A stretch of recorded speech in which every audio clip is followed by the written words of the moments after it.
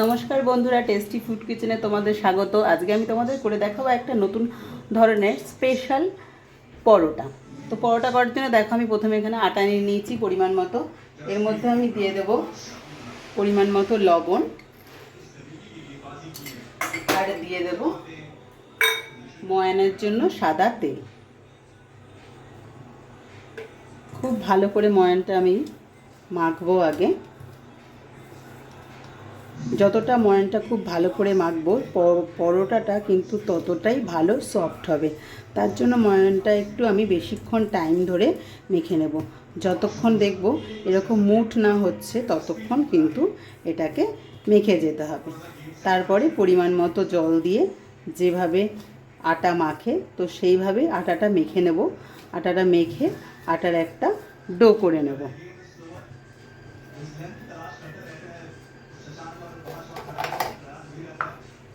অল্প অল্প জল দেব। আমার ময়ানটা দেওয়া হয়ে গেছে। অল্প অল্প জল দেব, খুব বেশি যাতে জল না পড়ে যায়। আস্তে আস্তে তারপরে আমি মেখে ফেলব।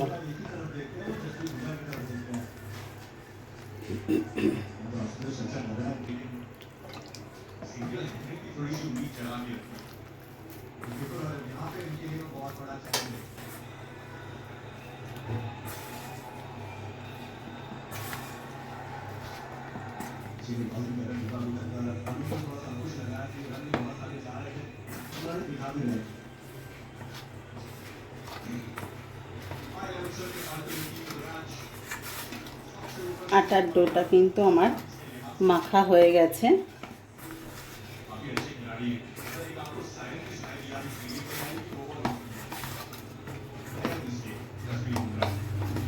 এইভাবে আমি এটাকে 10 থেকে 15 মিনিট রেস্ট করে রেখে দেব।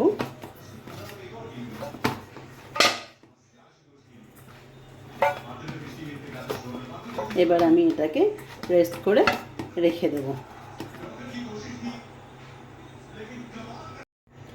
এদিকে একটা পাত্রে আমি সোয়াবিন সেদ্ধ করে রেখেছিলাম। আসলে পরোটাটা কিন্তু আমি সোয়াবিনেরই করব, এবার বলে দিলাম। তো দেখো, এই সোয়াবিনের ভালো করে এই জলগুলো আমি নিংড়ে নেব। একদম খুব ভালো করে জলগুলোকে আমি নিংড়ে ফেলে দেব।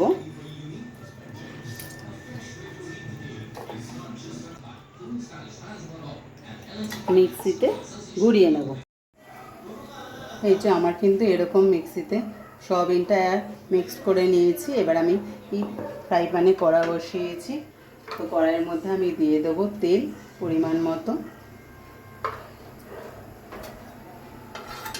তেলটা গরম হলে আমি দিয়ে দেবো এর মধ্যে একটু সাদা জিরে ফোড়ন।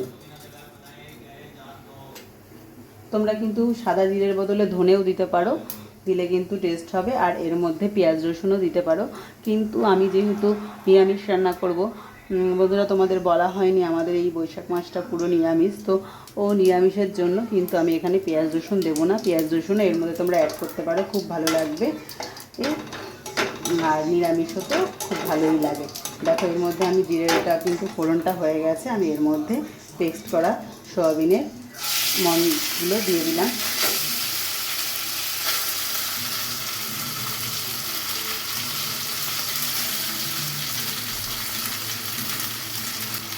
আর দিয়ে দিলাম আগের থেকে মিক্স করা আলু সেদ্ধ, আগের থেকে মিক্স করে রাখা আলু সেদ্ধ।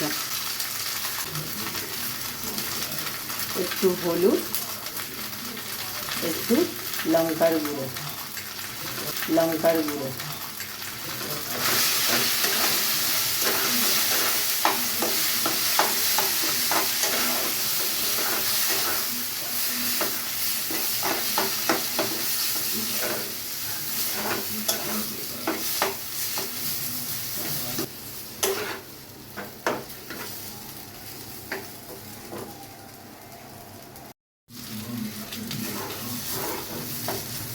বেশ কিন্তু আমার এটা নাড়া হয়ে গেছে।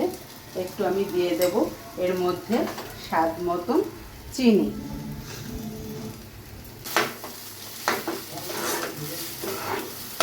ব্যাস, আমার মিশ্রণটা তৈরি হয়ে গেছে। এবার আমি কচুরির মতো পুর করে আটার মধ্যে ভরবো।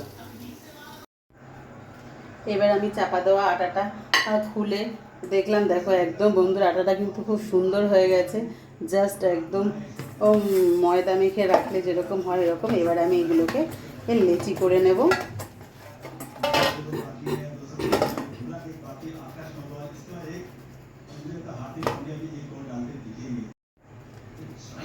এবার আমি পরোটার এরকম গোল গোল করে লেচি কেটে নেব।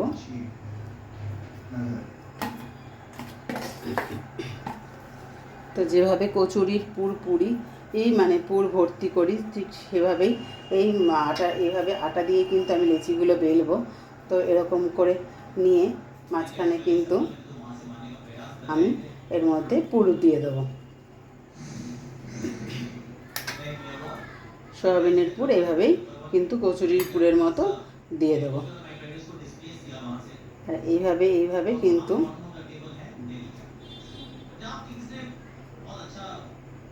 পরোটার পুরটাকে,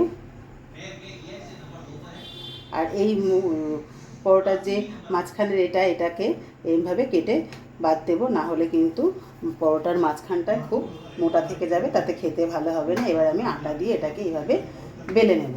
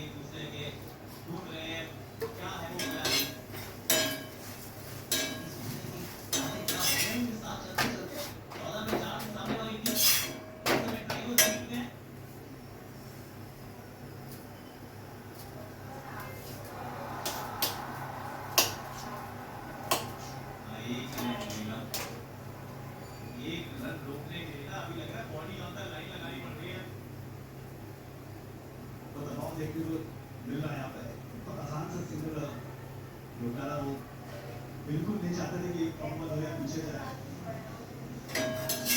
कमाल के शॉट खेलने को मिला था आशिक उसकी वजह से साइड में। আমার কিন্তু সয়াবিনের পরোটা দেখো করা হয়ে গেছে, দেখতে কিন্তু জাস্ট দারুণ হয়েছে। প্রত্যেকটা পরোটাই কিন্তু দেখো দেখতে কিন্তু খুব সুন্দর টেস্টি পরোটা হয়েছে। অতি অবশ্যই তোমরা এইভাবে কিন্তু পরোটা করে খেতে পারো। তো খেয়ে দেখবে, খুব সুন্দর কিন্তু টেস্টি তোমাদের লাগবে এই পরোটাটা। এইভাবে তোমরা কিন্তু সয়াবিনের পরোটা খেয়ে দেখতে পারো, খুব ভালো লাগবে। খাবার টেবিলে দেখবে পরোটা নিয়ে কাড়াকাড়ি শুরু হয়ে যাবে। আর এই পরোটাটা তোমরা সস দিয়েও খেতে পারো, কোনো তরকারি না দিলেও হবে। আর তরকারি যে কোনো তরকারির সাথেই তুমি কিন্তু এই পরোটাটা খেতে পারো। বন্ধুরা, আমার এই পরোটা তোমাদের কেমন লাগলো অতি অবশ্যই কমেন্টে জানিও। ফেসবুকে দেখলে আমার ফেসবুক পেজটা ফলো করে দিও, আর ইউটিউবে দেখলে এই চ্যানেলটা সাবস্ক্রাইব করে দিও। থ্যাংক ইউ বন্ধুরা।